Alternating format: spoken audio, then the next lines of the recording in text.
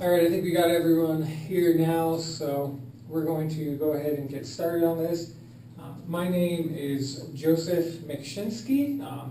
This is a course being taught for the benefit of you guys, as well as my Security Plus certification, teaching a course. And so we're going to go over some of this and basically how it applies to your job here and keeping safe with everything on your servers, to hardening your server, monitoring it, any of the what we see out there as potential threats of what there may be to your systems day in and day out. So again, my name is Joe McShinsky, and I am A+, Net Plus, Security Plus.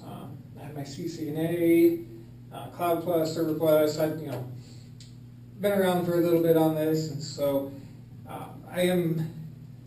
If you see anything that you have any questions on, go ahead, let me know any clarifications on it, and we'll definitely take that for doing a little bit more in-depth discussion on it. So we're going to start off with monitoring.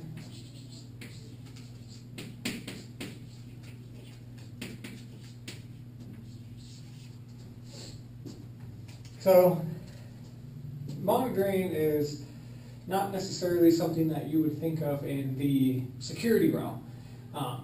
Normally you would think of monitoring as being proactive, or the monitoring function of it so that if something happens, you can at least be slightly reactive to it in a timely manner.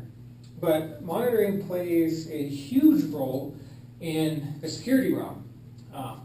One example of this would be, let's say, SSH, right? 422. You set up some monitoring in your environment that says, I only want servers A and B to be listening on 422. Your monitoring software goes through and says, hey, wait a minute, I've got server C over here. I'm flagging that as an issue for our environment because I'm not expecting to see that online. SSH I'd be a little bit less concerned about for that. Maybe Samba, specifically if there are open shares on Samba, 139 and 445 is what you can be looking out for in regards to any monitoring that you're doing. But that's just kind of the basics there. There's plenty of tools that are available to be able to monitor the network for different situations. And that is on the network side. So I'm going to kind of step back a little bit and talk about the server side, though. Yes, these are server functions that they'll be doing, but what it is on the server that we can be monitoring. So this is a whole other realm that we can circle back to. So logs, all right? We've got two kinds of logs, two major vendor locations for logs.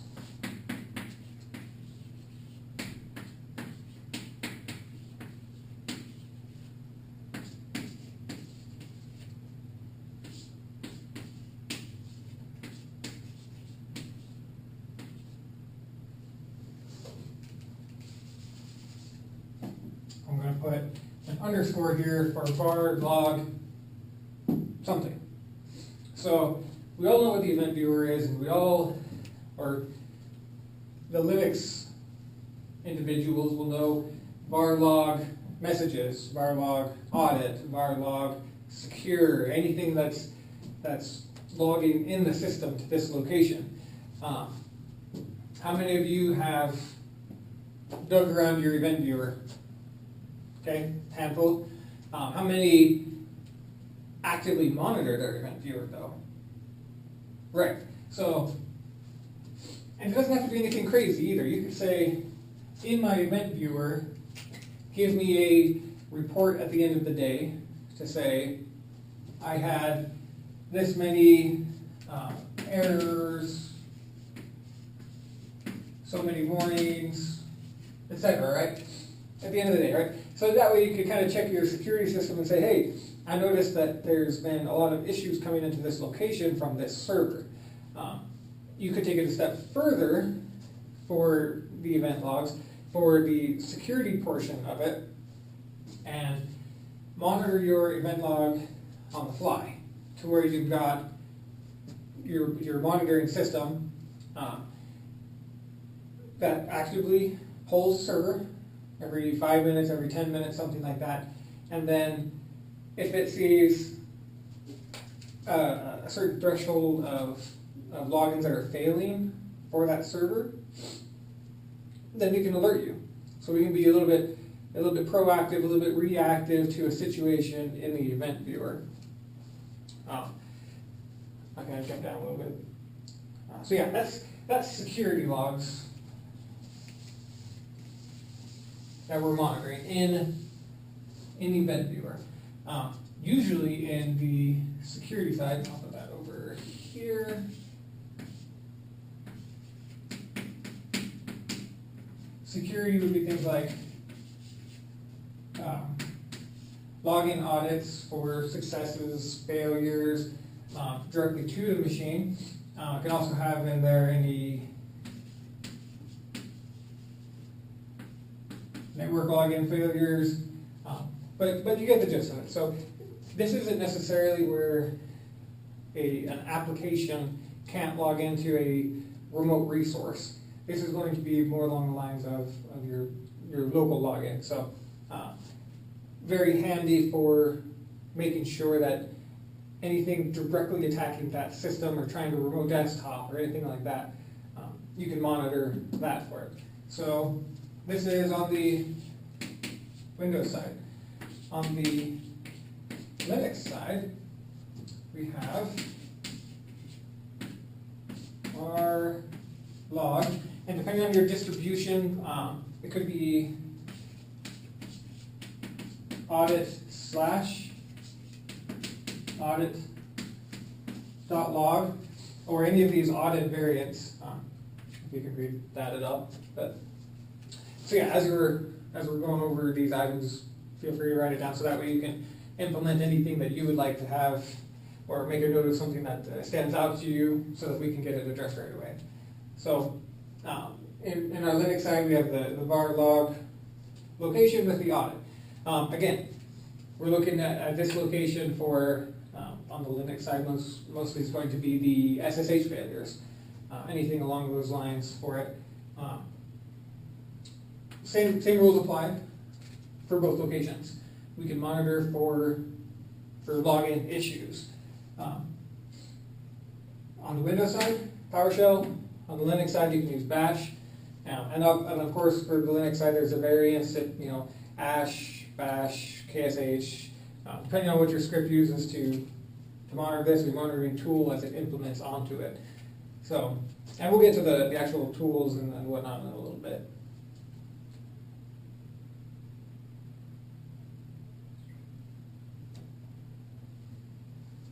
Okay. So we went over the, I'm sorry, I'm going to jump back a little bit. Var log audit and var log secure. Between these two locations, definitely keep an eye on each of them. I'm going to dig into the Linux side a little bit. There's a, I can't put my finger on the name of the website.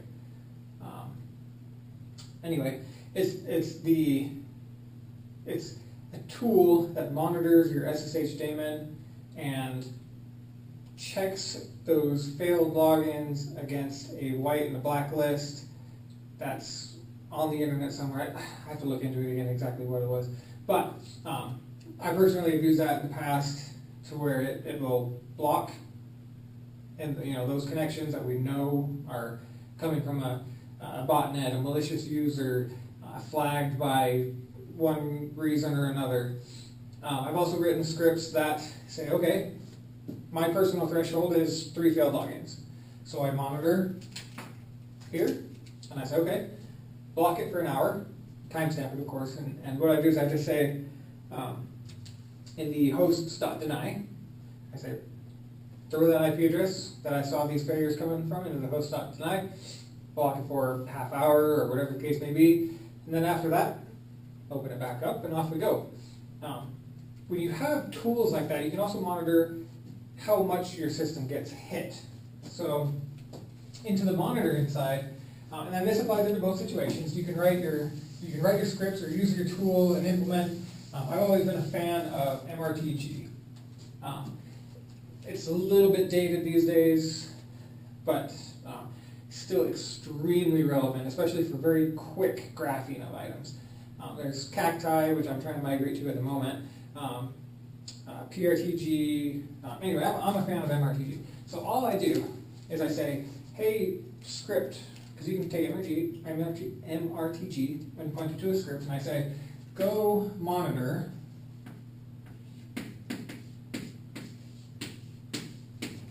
hosts.deny. Give me, so I basically will do I'll either cat it or I'll just, I'll move monitoring out of the way now. I'll do like a grep for a certain phrase out of host.deny. And basically, I don't have enough room, I'll pipe that word count minus line, and then it says, okay, you're currently blocking 3 people, all right? So my graph comes in, it says 3 people. 10 minutes later, I take a look at it, and I'm currently blocking 1. Okay, so I've timed out a few of them. Maybe they were me, and I was just fat finger, maybe I was testing something along those lines. And all of a sudden, somebody's botnet port scan finds my 22, so all of a sudden I get tons of random IPs from botnets, and it goes way up. All of a sudden, what was initially working as a connection for all these bots is now being denied. And so I'm blocking everything for the half hour, the hour, whatever it may be, and then it drops. And it kind of builds along, and, and it just does this, right? Well, what this does for me is I can say, okay, I see a lot of traffic come in at 2 a.m. and 5 p.m. Okay?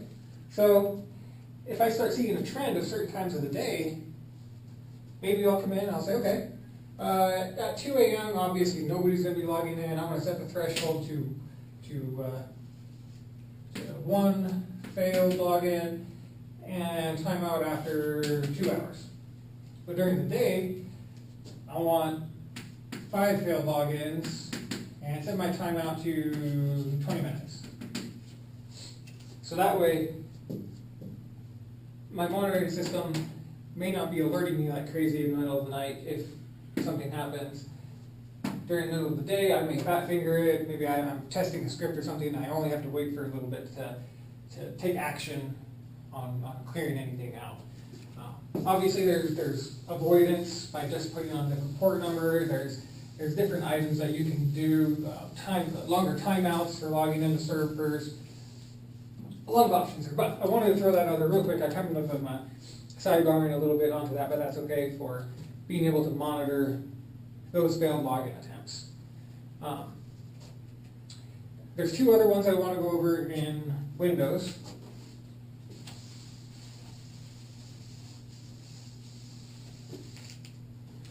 And that is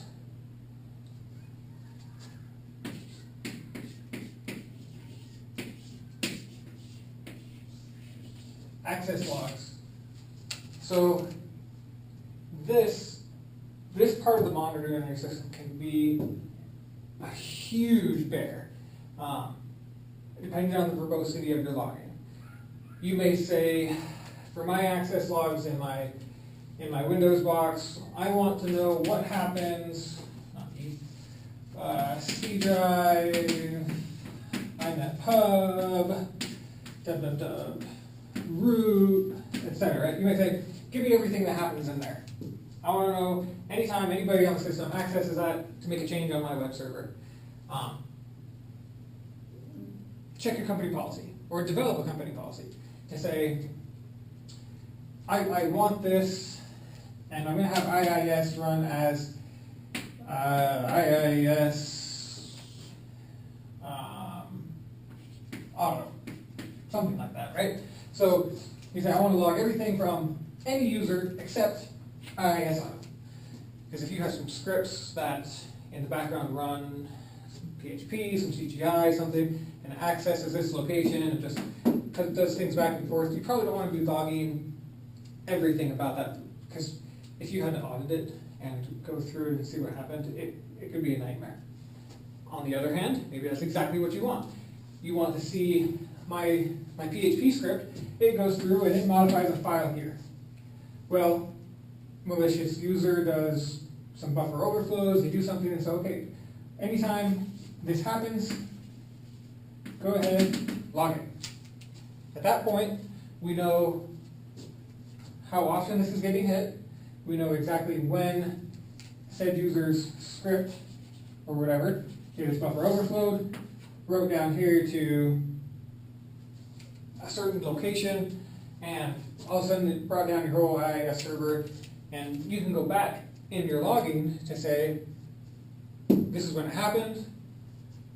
I can trace back my access logs to this IP address of the user that submitted that, and it could help, okay, especially in the audit process. So you go in, you catch it, and you say, this IP, no go, all right?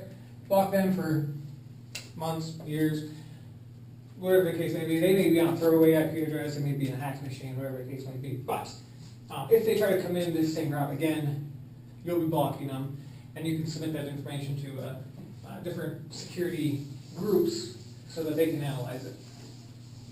But that's the gist of it. I mean, that's one example, IIS. SQL is another one. SQL database attacks with buffer overflows or SQL injection or anything like that. Definitely keep an eye on those as they hit that. The other one for Linux,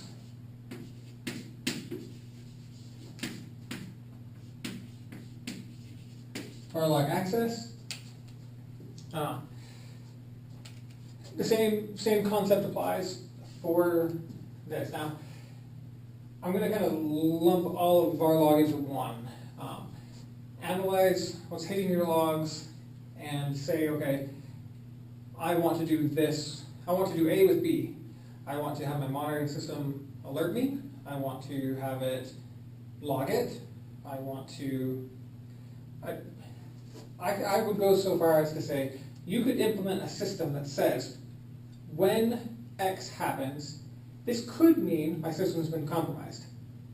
Snapshot my VM, do something with it so that it's secure as having seen that happen. So if the attacker cleans up after themselves really, really well, the second that you've noted it, it's snapshotted so you can do forensics on it, okay?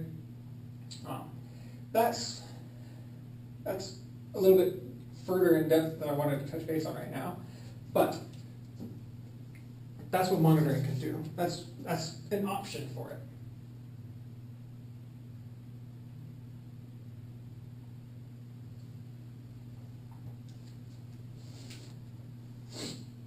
Any questions thus far? You guys getting it all right? Clear as mud? Okay. And I know not all of you are Linux savvy or Windows savvy in great depth.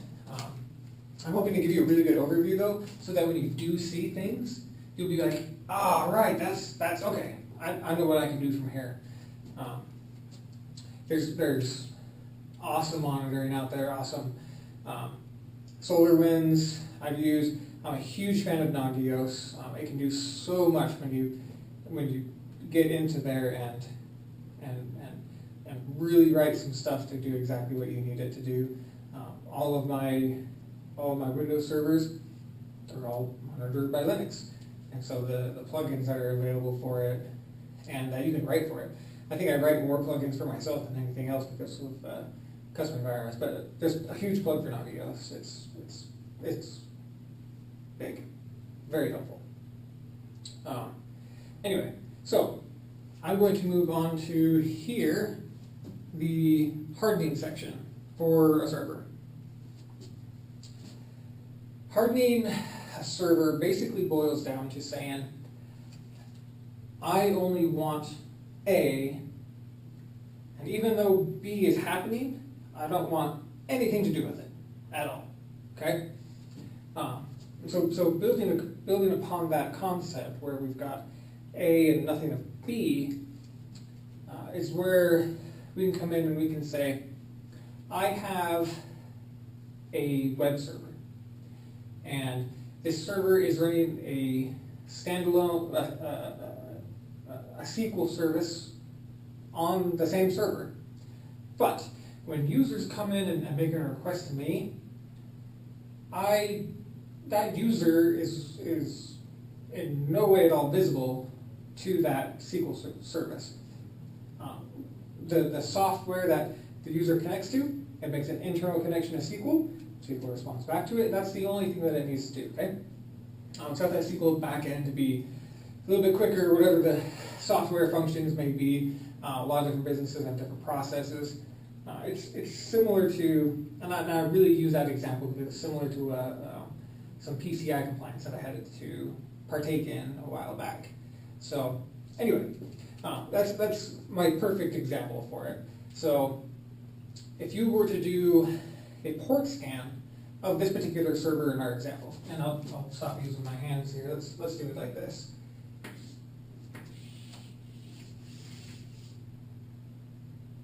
This is my server, and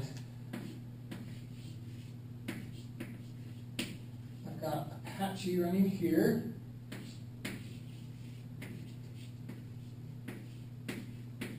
And MySQL running here. So, my firewall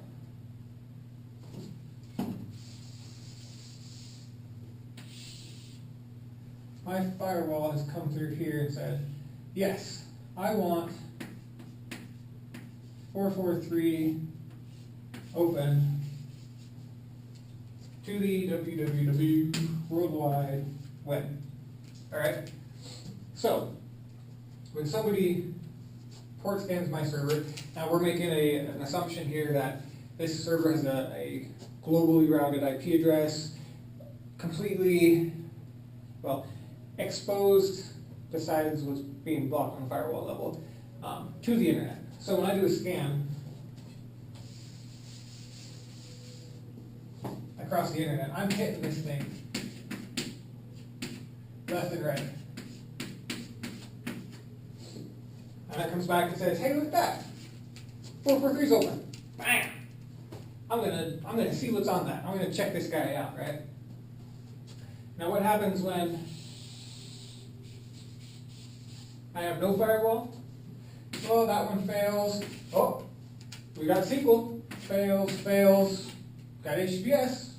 Fails. So it comes back and it says, oh, I got 443. I got 1. If I remember off the top of my head. I don't remember, so I just want to write it. It comes back with the ports that are available, right? And so then it can come in here and says, okay, I see that's available. I see you're running SQL version 1.2.3, right? And I see you're running Apache version 4.5.6. Okay? Good. And it says, okay, this web server, does it have any vulnerabilities? I don't know, let's scan it. Let's send it a carefully crafted TCP packet and then a UDP packet. And it says, in this packet, I want X, Y, Z.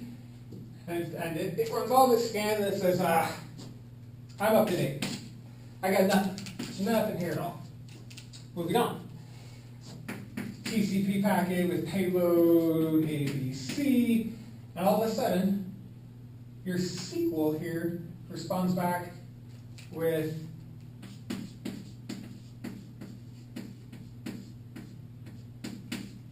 password. Because this old version had a vulnerability, okay? And they say, all of a sudden, bam, that user, I'm not saying this is exactly how it happens. I'm just giving an example here. But it returns some data. It could be it could respond back with 1 cup sugar, 1 cup water, anything like that, right? Who knows? Maybe they're trying to get into Golden Corral and steal their secret sauce, or whatever the case may be, right? And it comes back with something, because a carefully crafted packet has compromised this server. Okay? What would be the best choice? Well, keep this guy up to date. Updates. Huge, okay? Updates are going to help keep you secure. Now I say help keep you secure because it won't guarantee that you're kept secure. But it plays into hardening your server at this level, okay? Because at this level,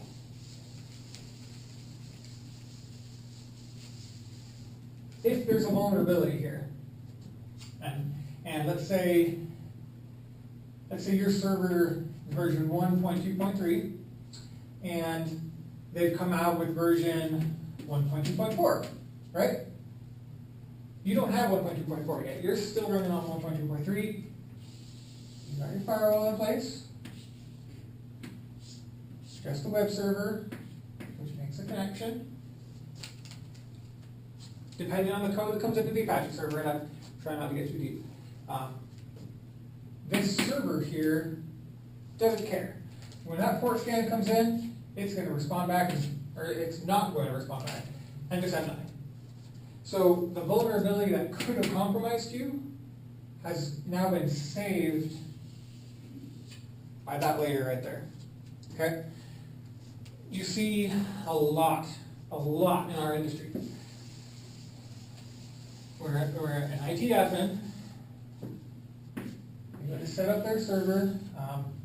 What would be another good example? Oh, let's just throw out an FTP. Okay? They're setting up their server. They're trying to make their FTP connection, which is insecure. They're setting up their FTP connection. They can't connect, and all of a sudden the admin's like, "Oh, that's right, the firewall. Well, I'm just testing it before it's in production anyway." Turns off the firewall. Hey, look at that! I connected. Bam! Done. Okay? No problem, right? Wrong. Because let's set up the environment, okay? And this is why system hardening with a checklist is extremely important. So we'll put the internet up here. We'll come into our router.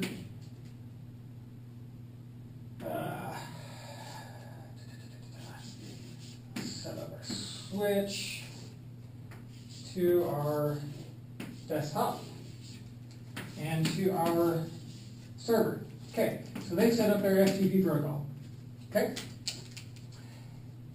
Not ideal connection to the internet, but just for the sake of argument here. Right? So FTP server is set up, and they're like, okay, cool, yep, firewall turned off.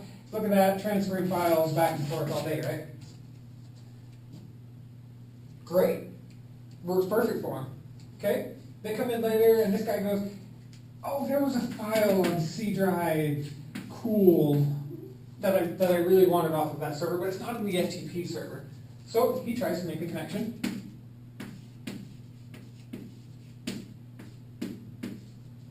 To the C drive. Cool. Bam, he gets there. Sweet. Pulls down that server, pulls down that file. He's done for the day. He's got his cool movie.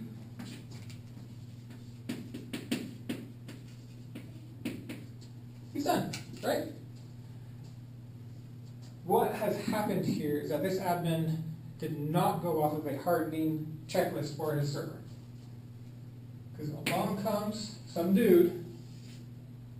Sure, maybe this FTP server is public facing. Could be, right? Well, he's just scanned this server. And he's just found every vulnerability about this. Maybe it's the server 2003. They've been hanging on to this server for a long time. They haven't updated to 2012 or now 2016, right? Vulnerable, okay? So I'm kind of going drastic with this, but it's to give you the idea that you need to make sure to go through a hardening process for every one of your servers.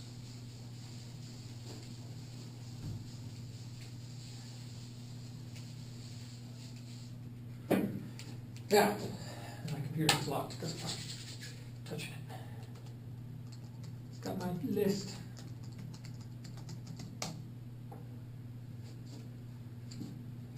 Anyway, while that's loading up, the hardening checklist. So you'll find on any Google search, do hardening checklist. Apparently I forgot my own password. So long that it's so secure for myself. But yeah, the hardening checklist will come through and say, okay, number one, firewall on. Okay, good. Okay, my firewall is on, but it's allowing 84.3, 139, 23, HTTPS, Samba, Telnet, right? So, good, but at least we've got it on. So let's say you install some cool software that somebody puts some malicious code into, and they say, I'm going to listen on port 88. They do a scan, they don't see 88. You're not safe, but you're better off, right? Because maybe this has a backdoor in it, that they connect to this, and all of a sudden they have access to 3389, which is on desktop, and you get the idea, right? So, cool. We'll start with the firewall, making sure it's on, okay? At that point, maybe that hardening guide says, okay, got the firewall on. Now let's do a port scan. Okay? Is everything that's responding on generic port scan what it's supposed to be responding? Yes? Good? No? You got some extra stuff? Take care of it. Or you could say, no, there's supposed to be a web server, but it's not showing up. Okay? Maybe your firewall needs adjusted, whatever the case may be there, right? Okay? Now, maybe next it says hardening head, okay? For certain files, I want to specifically allow access to administrator group, okay? It could say routing. That could be another item here. You could say, okay, in my network here, I'm going to set up a very basic diagram. Not what I wanted. Can't do anything simple ever, I swear.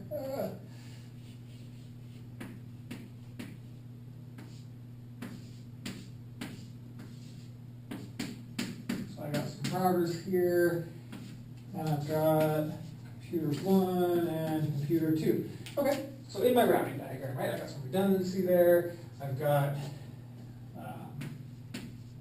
web server, SQL, I got another network down here, that's users, right?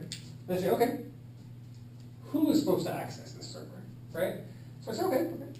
We're jumping around a little bit here with the firewall and maybe some routing rule allowances, but we say, okay, on my network, the users, they can access the web server, okay? But whether it be by firewall here or by routing statement somewhere in here, when a user goes to connect this way,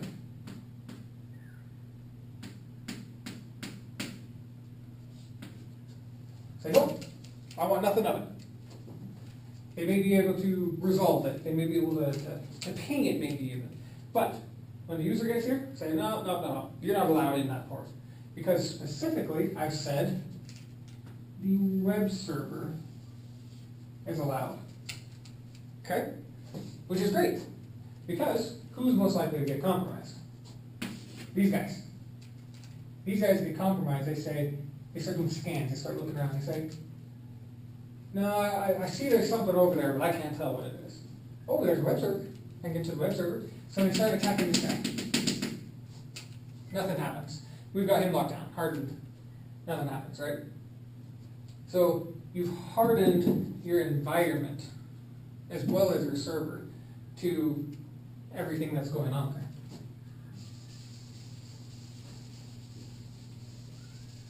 And I'll say, I'll change it to routing / network. I am going to take this one step further because I have the opportunity to do so. How many of you see this?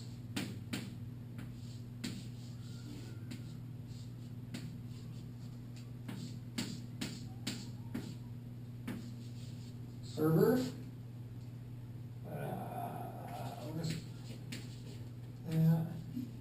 And we got average Joe desktops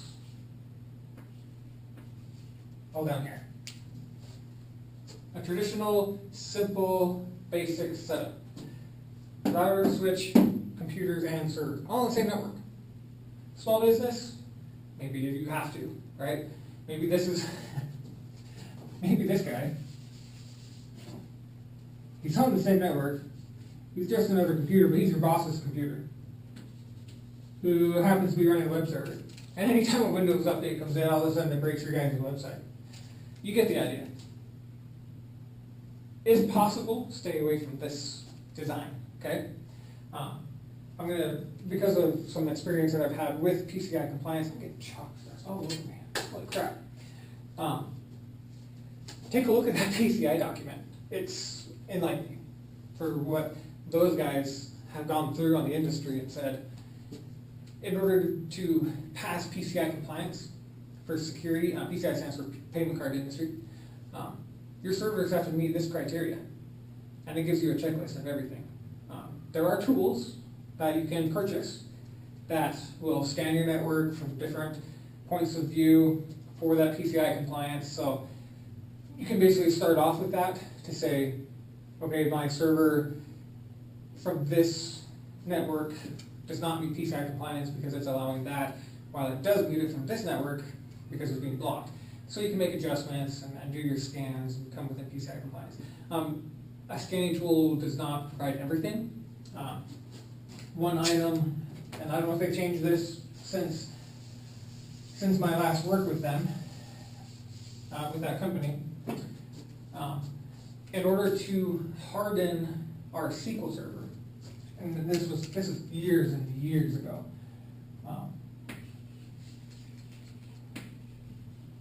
Our server came in, and I'm just going to make this very simplified, to web server, okay? This web server had a second network card here to a 100% isolated SQL server. These guys had a /30 network between them so that they could talk. This SQL server, it thought that it was the internet, okay? It had no clue about anything out here. To patch this guy, you had to do everything manually, and that was it. There was nothing else. Because for our setup to be compliant in hardening the environment, it had to be literally impossible for anyone on the internet to hit the server directly. Okay? And that's something that you can find as part of any compliance that you're going through. It could be that HIPAA has compliance for their servers or anything like that.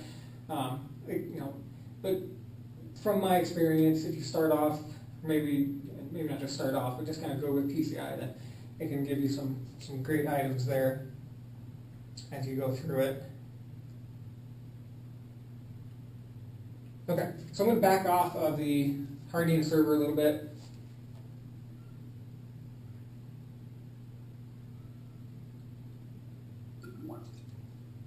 Oh man. Back to, hardening the network, back to hardening the server. So, and it goes a little bit with, oh that's funny, I kind of went into my next section already. That's all right. With insecure protocols, okay? I don't know why people still use FTP. I really don't understand it. Maybe because it's built into Windows. That's the only thing I can come up with, is if it's built into Windows. You can set up a secure web server with a file upload option. Generally, those aren't going to be very large, similar to if you just emailed in whatever file you wanted, but it wouldn't be secure across email.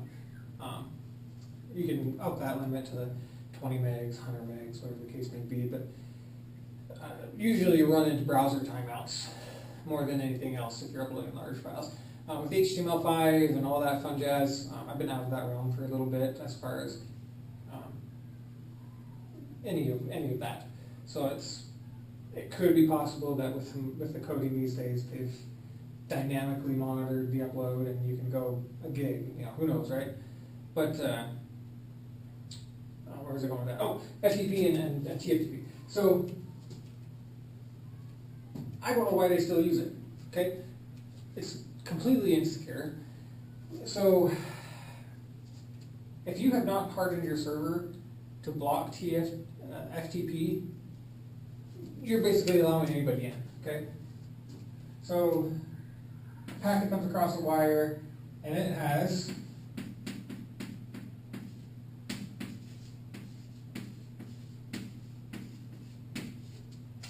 user password directly in. Clear as day. Anybody monitoring that wire now has your credentials. Okay? Now, if you're an end user and the company that you're troubleshooting with says, hey, I need some files for you. I need the dump log from that program that crashed so that we can create a bug fix. And they say, give me FTP to this server, send it up. Okay. I sure hope it's not your regular credentials that was used to create that account. Okay. You don't know where in the world that your files, your connection is going through to get to that location. Now, granted, somebody on the internet would have to have some massive monitoring capabilities to grab specifically FTP credentials from the zillions of packets that are going past any given point on the internet, but it's possible. Okay, you're most likely to find this situation from somebody that's monitoring the up or downstream of a particular environment. So from user to company, and here's a connection that's been compromised before it gets to the server in this guy's environment, right? So he may have broken into a user's machine somewhere in the network, kind of filters way down, and somewhere in the network here he can say, hey, all these packets that are going here, send some of them my way. I want to check them out. I want to do an analyze on those. Doesn't disrupt the network at all. Just sends it to here, starts gathering credentials. This guy's actually sitting on the internet somewhere up here, and he's not even in that network, but he's compromised something in that network. And he now has those credentials, right? So, where possible, use SFTP, SCP. It is entirely possible to set up a server that you can SCP or SFTP, secure file transfer protocol, or secure copy protocol, any file you want. Working in the support industry, it is not too much to ask to say, hey, there's tools, free tools that are out there for you so that you can securely upload this to me. And as the company receiving those files, it's easy to say, oh, just FTP. Here's some credentials. A and B. FTP to me. Lawsuit comes down, and they say, the user initiated that connection. They compromised it because they willingly sent insecure information across the internet. So easy as a company. Just say, nope, no, not our fault. They can send it there all they want, not our fault. And all of a sudden, the end user is bearing the cost of that. So anyway, I'm getting off track a little bit. Hardening. Harden your service from FTP. Better yet, harden your network from FTP and Telnet. Okay? If you harden your network, then when you have a system admin that comes in and says, hey, oops, not FTP. FTP that to me. Okay? The admin sets up a server and says, here's my public IP address. Send me that file. Bam! Hits your firewall and says, nope, I want nothing to do with it. FTP is 100% blocked in my network. Okay? Then the user comes to you and says, hey, I need port 20, not 22, 21. I need port 21 opened up. You can come in and say, hey, we need to do a little bit of training about this protocol and provide the user with a different option. Okay? You've hardened your network, okay, to prevent from anything. You can be very granular in your setup, but it is very time consuming, and it is very resource intensive to be that granular about every single server. Do it. If you can, do it. Start from the beginning doing it. Setting up policies. Whenever a server's out on the network, it automatically has these and whatnot, goes from there.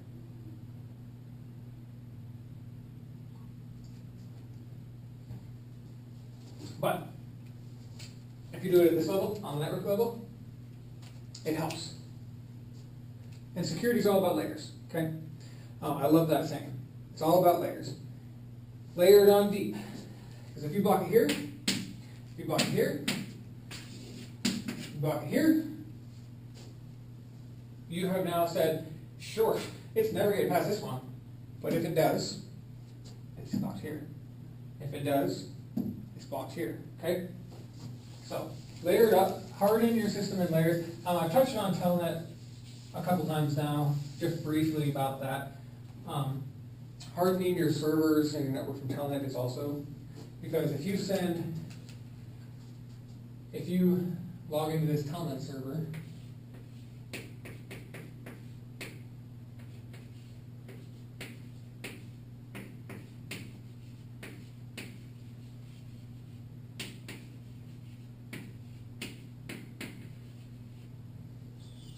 whoever's monitoring that line can see every single character along the way.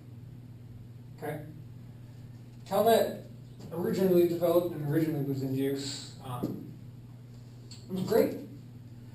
You could open up a remote console to a remote server just by simply typing Telnet server, open connection, typing your username, or sometimes just a password.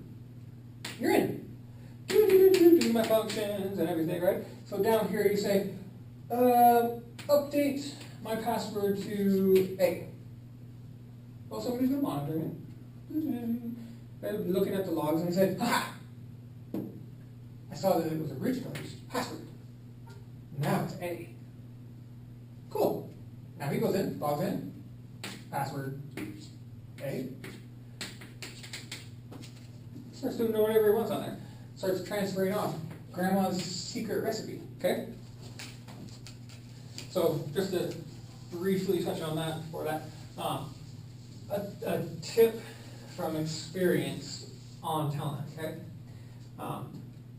In particular, older Cisco gear that either maybe still in the environment or through circumstances is still in use, may only have Telnet, okay? So you say, hey Joe, I've got to get into this server. The network's blocking Telnet, I can't get to it, okay? Good. One, we've done layers. I blocked it. Two, I say, okay, yes, Telnet is the only option available on the network to get logged into it. Now, cool trick, watch this. We'll go back over here. I think the camera can see it here. So let's go very basic. Put a switch in, and the originating computer, the user, okay? So we'll get user right here. And here's that router, right? That only has telnet as an option to manage it. Now, let's just say I'm just completely, I turned it off, right? Turn it off to monitoring, okay? Now, somewhere in your environment, let's say this is the only router, it's an older one it's a stub off of this one for whatever reason, and here's your main backbone that's going across to everything, right? But this one's just hanging out here for some weird historical reason. So, most environments, you guys have Linux servers, you guys have Windows servers, and you can do this with either, okay?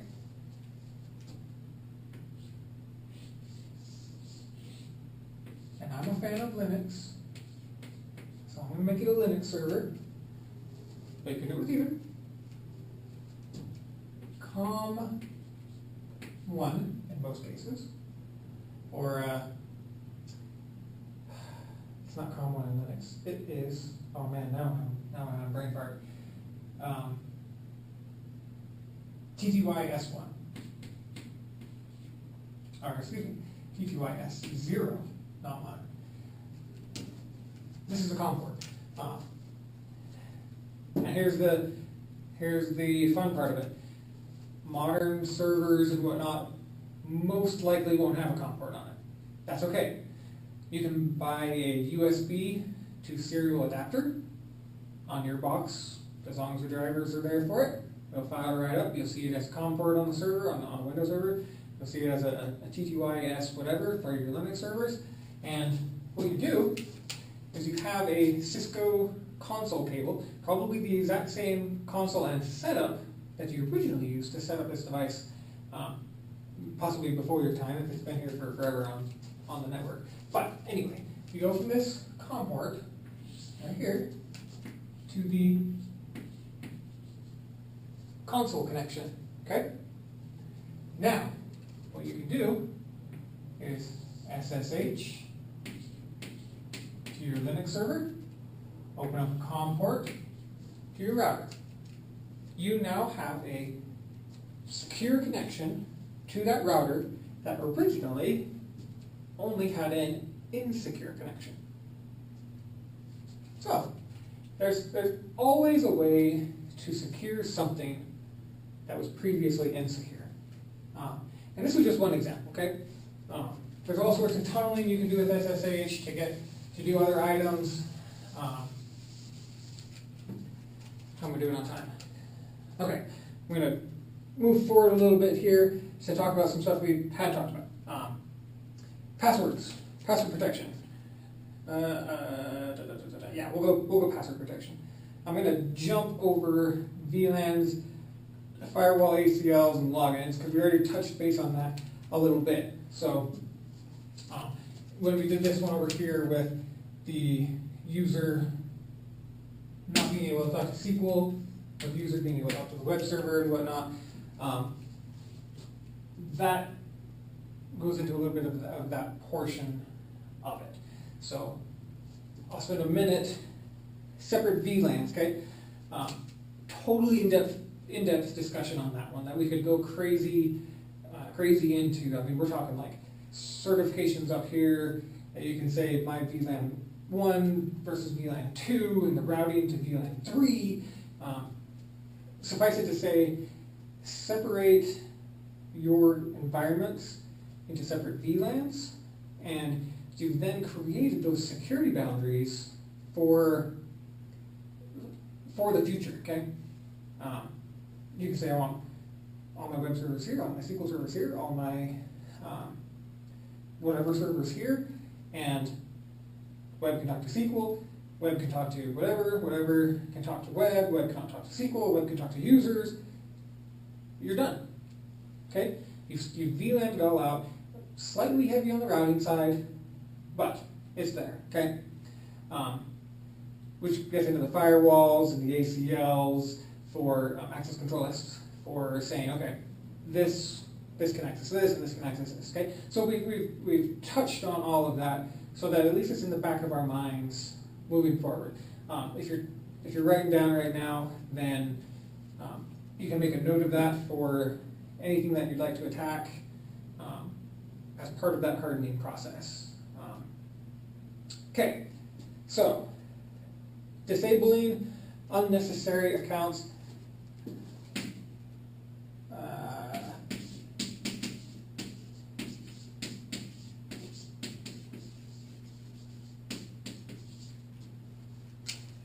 This is a fun one, okay?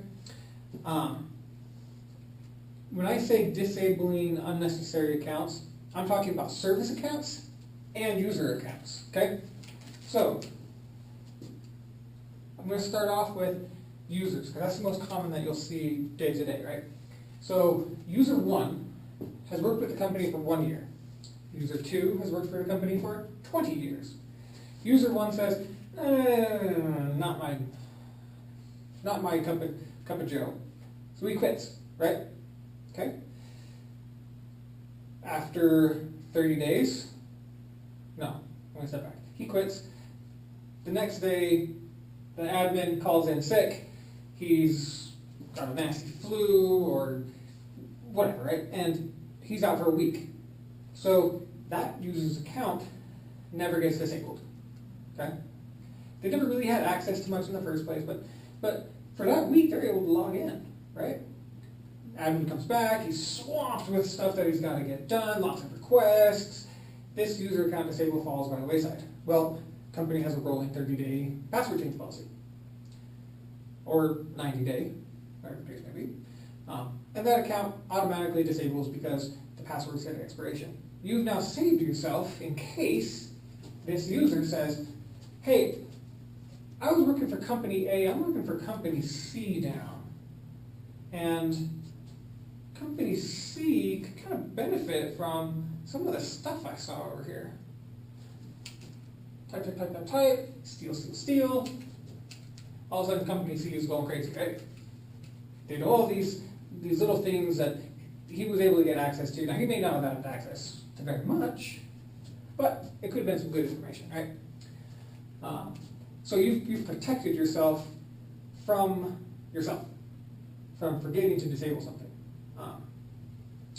The other part of it is, let's say, the user of 20 years, right? He goes off, he retires, he gets back, and all of a sudden this competitor says, hey, your retirement's looking a little thin there. I think there might be something I can do about that. So this 20-year user, committed employee, now in a financial situation, says,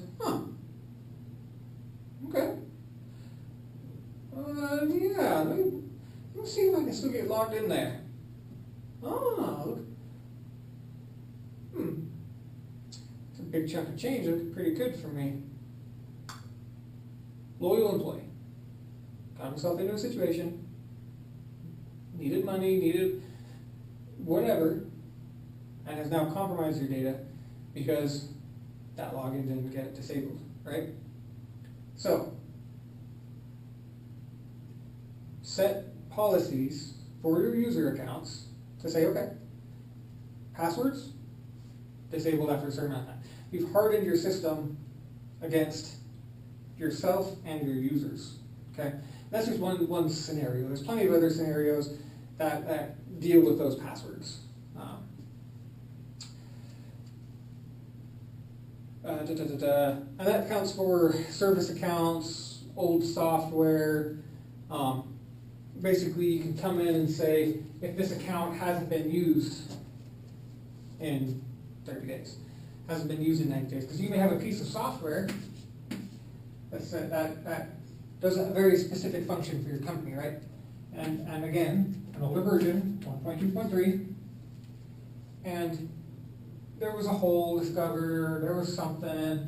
They're now on version 4.5.6. This software isn't used anymore. The guy that utilized it left the company's moved on to a different solution, and whatever account this was using, they're automatically disabled. Somebody comes in, they try to exploit it, the account's disabled for that software we would run in the first place, and you're done. Okay? You've protected yourself. There's plenty of software out there that when it runs in services, you can say, run as this user. Okay? And if you can't set it to where it can detect the last time use and say, disable from 30 days of last use, write up something that comes in there and says, I haven't seen this account be used in a while. Let's go investigate, or let's turn it off. Okay? Just good practice to have items set up beforehand. So awesome. I've touched on the next little bit, just a little bit with MRTG, cacti. I'm jumping down to the next section a little bit here. Baseline configurations, okay? We all know what a baseline is for seeing if anything has changed on your server. So my baseline says 9 o'clock, 1 o'clock when people come back from lunch and people are scrambling to wrap up, and then I'm done for the day. Or it could say I get hit a lot at night, then into the day it kind of tapers down, and then at night people are doing more backups and whatnot, right? So this is your baseline. You see this similar behavior every day, okay?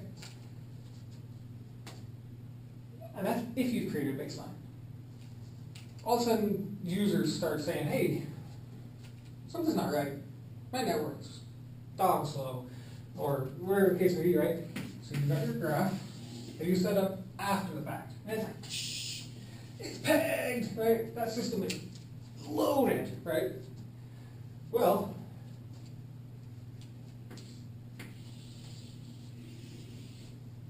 you start seeing, and this right here, if you were not monitoring beforehand, and didn't have your baseline, you'd come in and say, oh, well, it had 2 gigs of RAM before, we'll get it 6.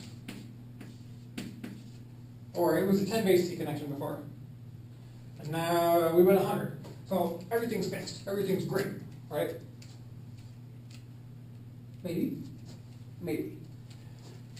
Because if you get your normal traffic in, it comes up through the day, and all of a sudden, it's going crazy, right? Okay, well, what just happened? Because you had a baseline before, and you know everybody came back from lunch, and then bam, 2 o'clock, it went crazy. Well, you have a baseline that you've identified that with, okay? MRTG, cacti, they're not the only tools for this, but they're great tools for it. So I wanted to touch on those for making sure that you had something. The other half of it was the non-DOs that I favor. SolarWinds also have used. For the monitoring portion of it, we have a very popular tool that I enjoy using called Nessus.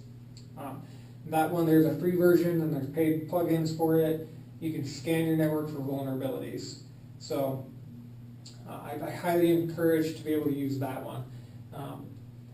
If anything, if you have time, I take that back. Make time to say this day of the month, not the first, not the last, because stuff always comes up with those ones. Your backups at the end of the month, the first of the month, or different financial stuff that has to get taken care of, and so the accounting department's got you pulled off to make sure their server is working right. You know, the 10th, the 20th, something like that. Say, okay, this day, unless something emergency comes in, this day, we're reviewing those scans, we're checking everything out, okay? Use a vulnerability scanning tool and dedicate a day, a full day, to getting those scans complete and reviewing them. Because it may take a full day to review them, especially depending on the size of your environment. You could come in and say, okay, scan's complete, it's finished at 4 a.m., cup of Joe in the morning, start taking a look at it. Oh, my desktop went down, I can't get logged in or anything. It's okay, sir. Let's go take a look at it, get pulled away for a couple hours and come back. That's why you have to dedicate that full day. Okay? It may be hard, but do it. Remediation. I could go on some more items here, but one of the last things that I want to talk about here is the remediation section. And I touched briefly on that in regards to the monitoring and the snapshot. And snapshots, you don't need option, okay? Come up with options for what happens when something's triggered, okay? I talked about blocking with the hosts.deny in Linux. I talked about something getting triggered and making a snapshot of the VM that you save over somewhere. Maybe you have a backup software that automatically can do that. You can say, hey, when this happens, make a snapshot, send it to a backup with this retention number, whatever your case may be in your environment, do it.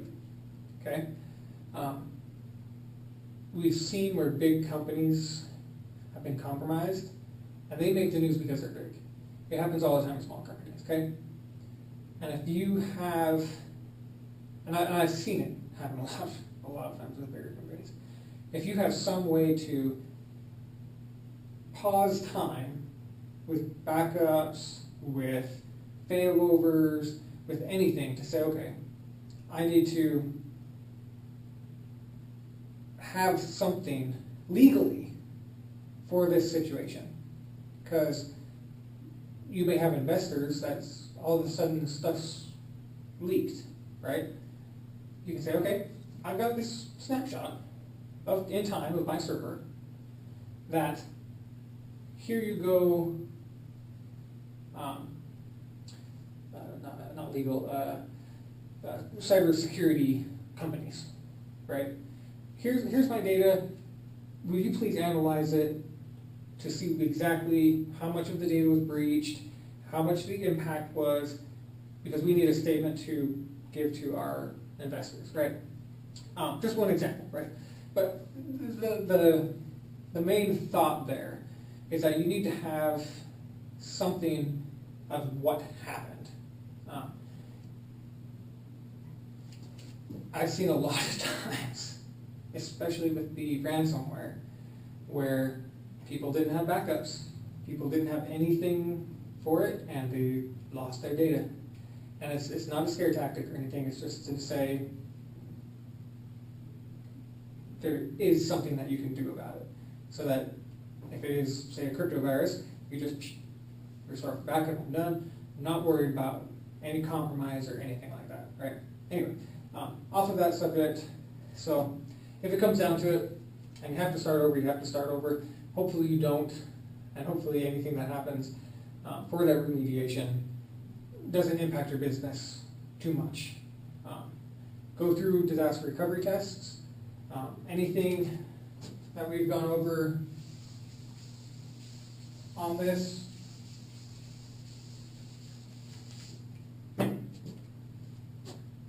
just check it out, okay? And that's it. So if you have any questions, feel free to ask. I'll clarify any situations with you guys on this, and let's make sure that all of our systems are locked down and secure. So thank you.